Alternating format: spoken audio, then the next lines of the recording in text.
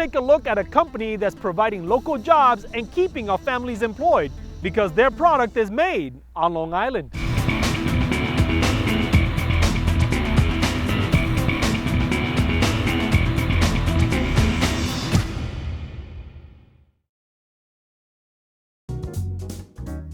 We're in the Steinway Astoria piano factory where you will see the fine way to make a Steinway.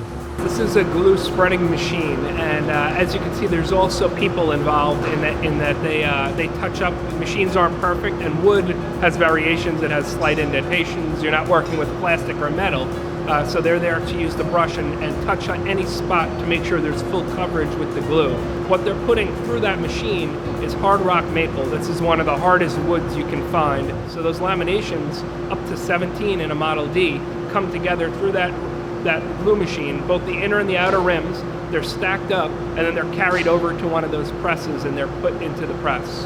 We have 7 rim presses, all different sizes. There's only one Model D rim press, and so every concert brand that you see, if you go to Carnegie Hall, or if you go to Lincoln Center, or if you're at Juilliard, they all likely came off of this press.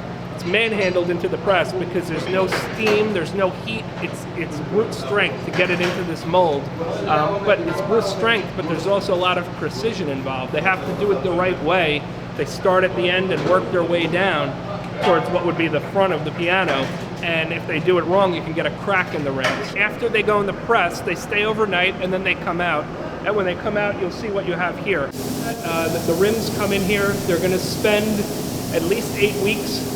They can spend longer. Once they've been in here, they can remain in here for as long as needed until we bring them out to become a piano. This case number ensures that once something has been customized to a specific rim or case, it will stay with that piano throughout the process. It'll be mated back with it towards the end of the process, and that piano will eventually get a serial number, but we know that that piano has all the parts that belong specifically to that piano. So this is our case department. This radial bracing is installed.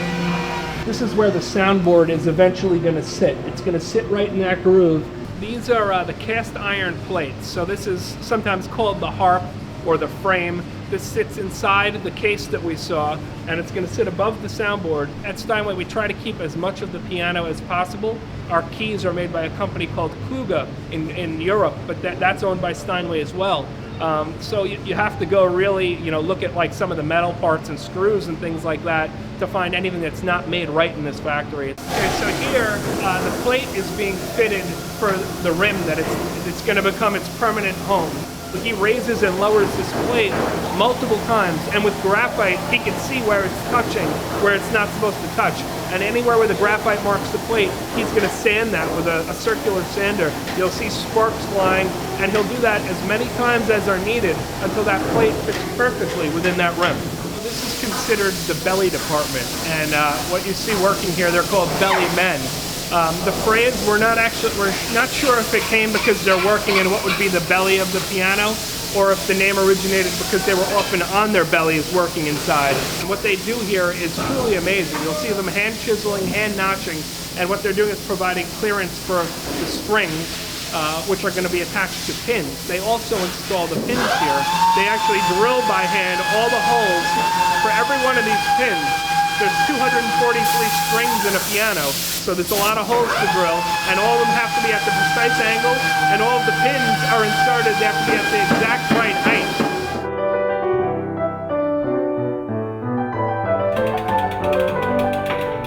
So now we've seen the rim was pressed, it went in the case department, it became a case, and it came up to belly. It had the soundboard installed, it had the plate fitted.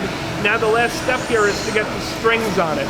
The last step to it mechanically being a piano. There's a lot of steps beyond there where it's tone regulation and tuning and different things to make it musically a piano. But essentially when it leaves this floor, it's mechanically a piano, and it's ready to go on to grand finishing where it gets fine-tuned. There's 243 strings, so there's 88 piano keys. So people have to do things 88 times when they're dealing with the hammers and the action and fine-tuning the action, weighting off the keys. They're all individually weighed off. But when it comes to the strings, you have to do things 243 times because some of the notes have 2 strings and some of them have 3.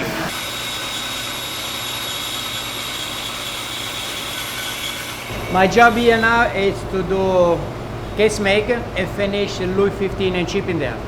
That's the two special piano we do in this company. Especially Chippendale, it's everything handmade. I put all the molding around the piano, and then I cut all the extra material, do all the detail, fit the legs on the piano, do the desk, the light, everything belongs to the piano. I love my job because every day I do something different. And this is one of my favorite spots in the factory because we're on the 4th floor here and we're in a building that's over 130 years old. But then over my right shoulder here is this solar thermal array. 100 years ago, one thing that they had no control over was the humidity. They were trying to make these precision wood parts that would do very precise, hit the strings in a very precise way, and it was impossible because we're near the water and there's fluctuating humidity.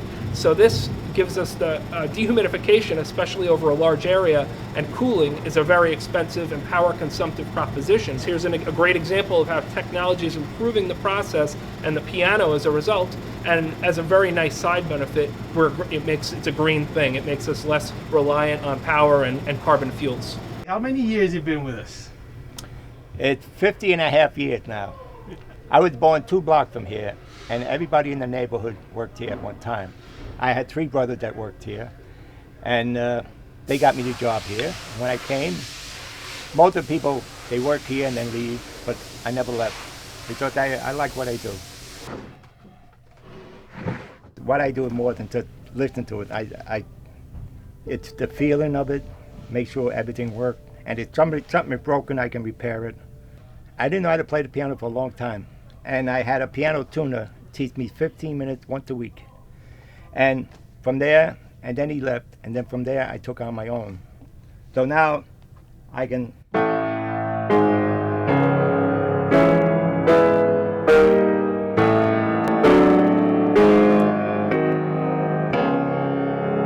I listen to it note by note. Any note that sounds higher than the note next to it, I mark. So I do the whole piano. I take these little needles, and the one that I mark, I put little holes in the top of the hammer. Now that's going to break up the density of the felt and make a softer sound.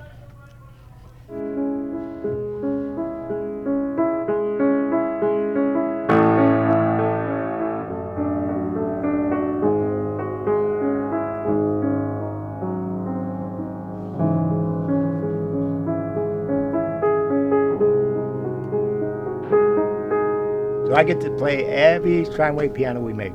This is kind of the end of the line.